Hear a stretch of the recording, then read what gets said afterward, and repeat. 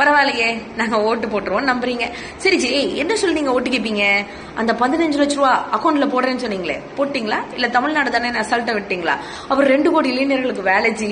அடடா, எத்தனை பேருக்கு ஜி தமிழக இளைஞர்களுக்கு வேலை கொடுத்தீங்க? அதையும் சொல்லிட்டீங்கன்னா எங்களுக்கு கொஞ்சம் யூஸ்ஃபுல்லா இருக்கும். அப்புறம் ஜிஎஸ்டி வரியா போட்டு தாக்குனீங்களே, அந்த அமௌண்ட் எல்லாம் நிலுவையில் இருக்காமே ஜி, அதெல்லாம் திருப்பி கொடுத்துட்டு ஓட்டு கேட்டீங்கன்னா கொஞ்சம் ஏதோ யோசிக்கிறதுக்கு பரவாயில்லையா இருக்கும். அதுக்கு மேல எங்க பிள்ளைங்க எல்லாம் நல்லா படிச்சுதான் மருத்துவர் ஆயிட்டு இருந்தாங்க.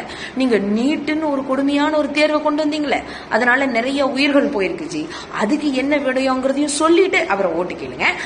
அதுக்கு மேல இந்த வெள்ளம் புயல் பாதிப்பெல்லாம் நிறைய நடந்துச்சு ஜி. அதுக்கான நிவாரணம் கேட்டோம் உங்ககிட்ட, 1 பைசா கூட நீங்க தர கிடையாது. இதெல்லாம் சொல்லியா ஓட்டு கேட்க போறீங்க?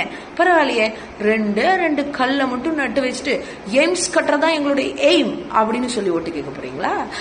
இல்ல விவசாய கடன் இல்ல கல்வி கடன் எல்லாம் தள்ளுபடி பண்ணுங்கன்னு கேட்கும்போது அதெல்லாம் பண்ண மாட்டோம், கார்பரேட் நிறுவனத்தினுடைய கடனால தான் தள்ளுபடி பண்ணுவோம்னு தள்ளுபடி பண்ணியும் காமிச்சிருக்கீங்களே, இதை சொல்லி ஓட்டு கேட்க போறீங்களா?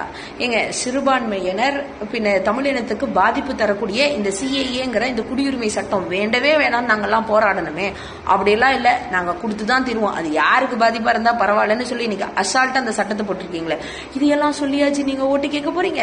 இன்னும் என்ன ஜி, இருக்கிற எல்லா பொது நிறுவனத்தையும் தனியாருக்கு தாரவாத்துட்டீங்க. இந்த பெருமையெல்லாம் சொல்லிதான் நீங்க ஓட்டு கேட்க போறீங்களா? இன்னும் நாங்கெல்லாம் ஓட்டு போடுவோம் நீங்க நம்புறீங்க. ஏன்ஜி, நான் உங்களுக்காக, ஏன்னா ஒவ்வொரு டைமும் தமிழகத்துக்கு வரும்போது ஒரு திருக்குறள் நீங்க சொல்லுவீங்க, இல்ல ஏதாச்சும் ஒரு குவைட் சொல்வீங்க. நான் உங்களுக்கு இன்னைக்கு ஒரு திருக்குறள் ஆஃபர் பண்ணட்டுமா? இதை ட்ரை பண்ணி பாக்குறீங்களா?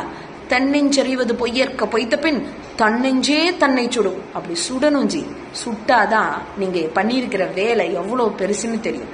இதையெல்லாம் ஞாபகம் வச்சுக்கோங்க. இன்னைக்கும் சொல்றேன், விடியல் வரணும்னா அது எதனால வரும்னு தமிழகத்தில் இருக்கக்கூடிய எல்லா மக்களுக்கும் நல்லாவே தெரியும். நீங்க ஒன்னும் ரிஸ்க் எடுக்க வேணாம், பாத்துக்கலாம் ஜி. நோட்டாக்கு விழுகிற ஓட்டு கூட உங்களுக்கு விழுகாது, உங்களுக்கு என்னைக்கும் டாட்டா மட்டும்தான். பார்க்கலாம் ஜி.